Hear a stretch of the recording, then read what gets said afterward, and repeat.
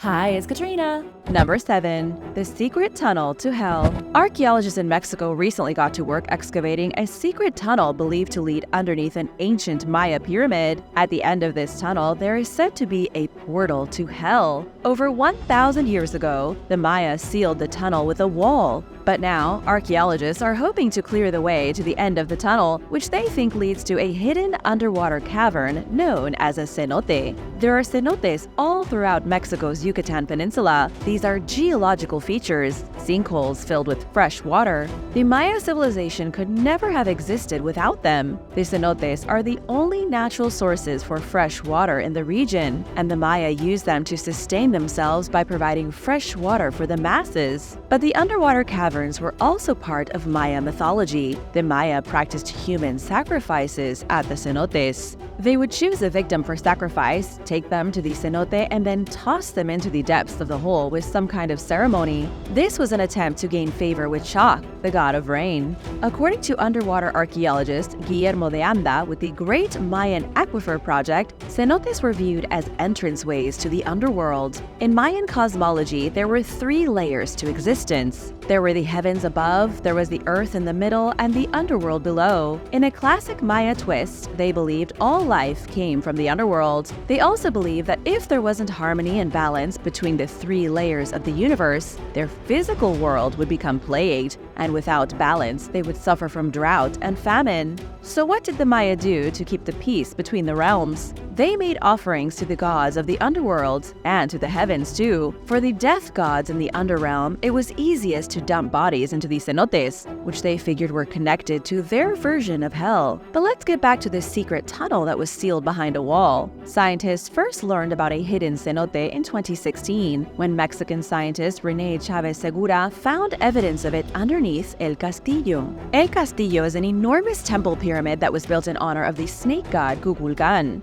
She was the monstrous pet snake of the sun god, but in some places was also described as a feathered serpent. The structure is enormous, standing 79 feet tall in the ancient city of Chichen Itza. This city itself was built around the 5th century AD, but it was largely abandoned by the time the Spanish arrived. Today, the pyramid still stands strong, with 365 steps leading to its peak. There is 1 step for every day of the year, and underneath the pyramid is believed to be the secret cenote. But unfortunately, it's only reachable through the secret tunnel that was blocked off for unknown reasons. And now for number 6. But first, I want to give a big shout out to Lyle Francis Delp and Becky Phillips. Thanks so much for watching and supporting Origins Explained. I'm so happy to be part of your daily routine. If you are new here, be sure to subscribe and join the family.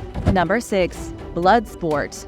In Mesoamerica, playing sports was no simple thing. Starting with the Olmec, a game was developed in which one team often lost their lives. The ball game involved a solid rubber ball that weighed about 10 pounds, as well as 2 teams of up to 4 people. Archaeologists have found the remains of ball courts as far north as Arizona and as far south as Nicaragua. The oldest of them date back to about 1500 BC in Mexico. The balls used to play the game have been found in countless burials, and they've even been discovered at shrines, left behind as ritual offerings. Researchers think the ball game may have been played by wealthy people, since so many of the courts were uncovered near the homes of chiefs. The big issue today is that nobody knows how exactly it was played. The rules of the game have been lost to history. It may have been similar to volleyball, but without a net. Players likely had a protective piece of gear around their midsection that they used to bounce the heavy ball off their hips. As they did this, they'd attempt to pass it through a small stone ring way up high, but most of what scientists know is speculation. The game started with the Olmec and continued to be played by the Maya civilization. Part of their creation story, as told in the Popol Vuh, is that humans played the game against the lords of the underworld. In its own way, the ball court was seen as a kind of portal to hell, known to the Maya as Xibalba. In some instances, instead of going to war, 2 warring factions would play the game to decide the winner. Those who lost were sometimes brutally killed, and other times the Maya would force prisoners of war to play rigged games. Then, when the prisoners lost, they were sacrificed to the gods. After the Maya civilization disappeared, the Aztecs of central Mexico continued to play the mysterious ball game. Only for them, it was even bloodier. Vases, carvings, and sculptures show what happened to the losing team. If the players weren't on the winning side, they'd have their heads chopped off. There are even depictions in Aztec artwork of the winners of a match playing another game using the heads of the losers instead of the giant ball. When the Spanish arrived in Mesoamerica, they saw the game unfold firsthand. Spanish conquistadors wrote that those who played the game ended up horribly injured from bashing the heavy ball around with their hips. Players would often end up with broken bones, and some players even died when the ball hit them in the head. The best preserved ball courts can be found in the realm of the Maya. For example, there's the Great Ball Court at Chichen Itza, which is about 1,200 years old. But there are other Mayan ball courts at places like Palenque, Tikal, Copan, and Uxmal. Number 5. The Huay Chivo. The Huay Chivo is a monstrous beast from old Maya mythology. The creature is still talked about in the southern region of Mexico, throughout the Yucatan and Quintana Roo. Rural villagers talk about the monsters as if it's real, all the way into the jungles of northern Belize and Guatemala. The name of the creature comes from the Maya word huay, which means sorcerer, and the Spanish word chivo, which means goat. So when you put the two words together to create Huay Chivo, you get sorcerer goat. The cryptid is described as a mutant abomination that's half goat and half human, but it's also a witch, which transforms itself on purpose during the night and goes prowling through the jungle. Upon its transformation, the foul monster has glowing red eyes, and its fur is thick and black. It has 2 horse legs, the torso of a man, and the head of a goat. Those who have allegedly witnessed the beast say it's between 4 and 6 feet tall. The creature is the ancient Maya version of the chupacabra. Even in modern times, it's being blamed for the mysterious deaths of cattle and unexplained goat mutilations. When it gets near, a terrible stench fills the air, and everything around it gets cold. The Maya also said that anyone who looked directly at its glowing red eyes would be struck by sudden fever. Number 4. Ritual drugs.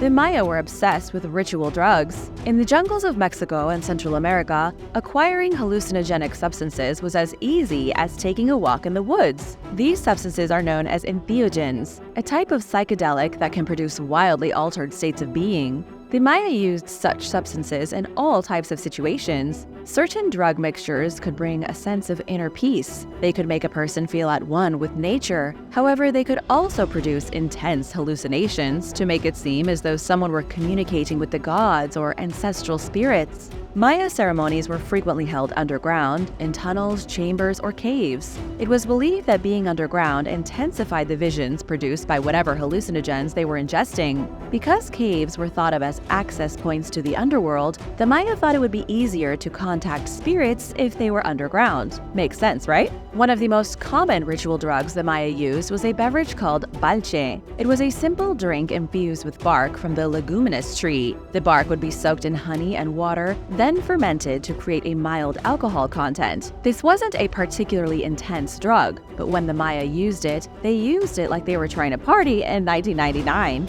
They would drink balche in massive quantities until they vomited. Then they'd collect the vomit in bags, which they hung around their necks as part of the ceremony. Usually the ceremonies would be undertaken when something bad happened, like a poor harvest or a defeat in battle. The point was to understand what went wrong, or sometimes to predict what would happen in the future. There were other substances the Maya used as well. They chewed wild tobacco with datura leaves to create a mild hallucinogenic effect. They also drank fermented sap from the maguey plant that they believed was the blood of the goddess Mayahul. This was an alcoholic drink they called chi, and of course they snacked on magic mushrooms as well.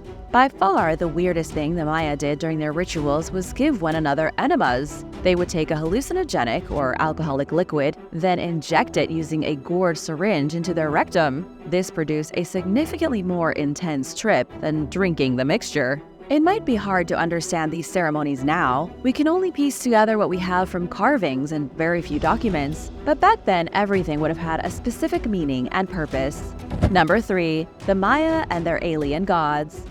In ancient Maya mythology, the great feathered serpent descended from the heavens and brought mystical knowledge to the people of the world. The feathered serpent taught the wisdom of the stars in the form of astronomy, and it showed the ancient Maya how to perfect their architecture. All of the great achievements the Maya made were thanks to the knowledge bestowed upon them by the feathered serpent. The deity's name was Kukulkan or Quetzalcoatl depending on the local dialect, but either way, it was the same serpent god. The myth the Maya believed in was that the entity came down from the stars with knowledge and then departed. But before it left, the god said it would return to Earth. The date of its return was estimated to be December 21st, 2012. And for those who were around back then to remember, December 2012 was a tense month. Thousands of people believed the world was about to come to an end because of the Maya prediction, and others feared the great serpent might return in the form of an alien being. But in the end, nothing really happened in 2012. The prophecy failed to come true. Or did it? Researcher Eric von Daniken said the world got their numbers mixed up. The date for the return of the feathered serpent was calculated based on the Christian calendar. It wasn't calculated based only on the Maya calendar. So what that means is that the real date for the return of the feathered serpent should be 2035. And that still gives us a few years to see if the Maya god is going to return. Eric von Daniken believes the Maya weren't worshipping a god, but rather an alien entity. He thinks that if Kukulkan does return, it will be in the form of an extraterrestrial spaceship. There are examples of ancient astronauts all throughout the world of the Maya, suggesting they did have contact with aliens. In the tomb at Palenque, there is a carving from the 2nd century that shows King Pakal at the controls of a rocket ship. Archaeologists claim it's a misinterpretation,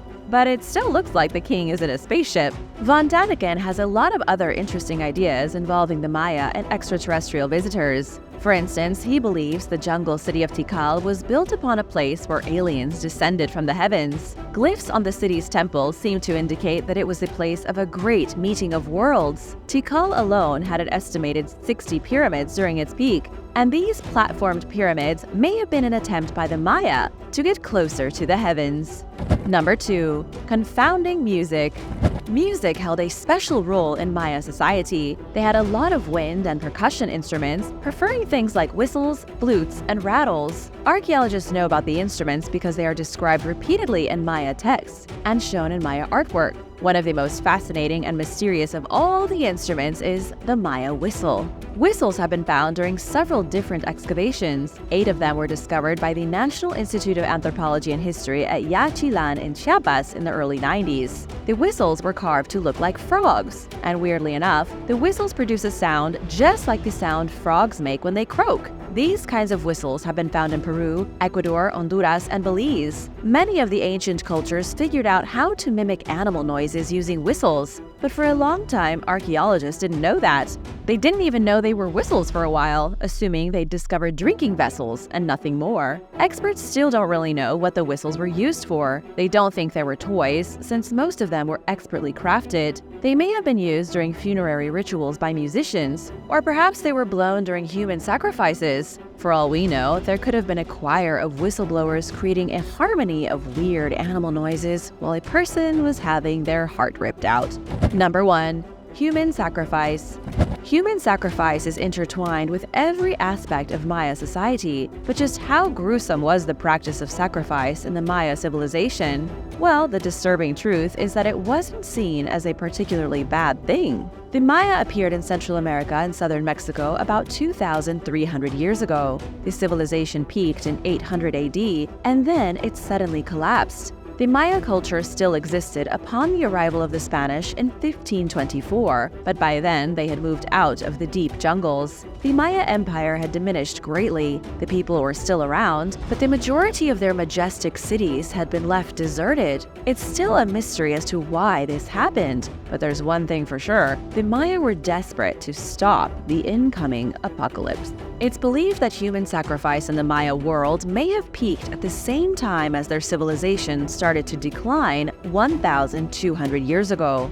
The Maya likely went on a sacrifice rampage trying to please the gods as their kingdom fell apart. But that's only a theory, so historians can't be 100% sure. The Aztec are famous for pulling the beating hearts from their victims, and while the Maya did that too, it was more common for them to either decapitate or disembowel their human offerings. It really depended on the purpose of the sacrifice. Prisoners taken during war usually suffered from disembowelment, but if the sacrifice was religious in nature, the victim would swiftly have their head removed and then be pushed down the temple stairs. Thanks for watching! Have you ever visited Maya ruins in real life? Let me know in the comments below, and be sure to subscribe if you haven't already. See you next time! Bye!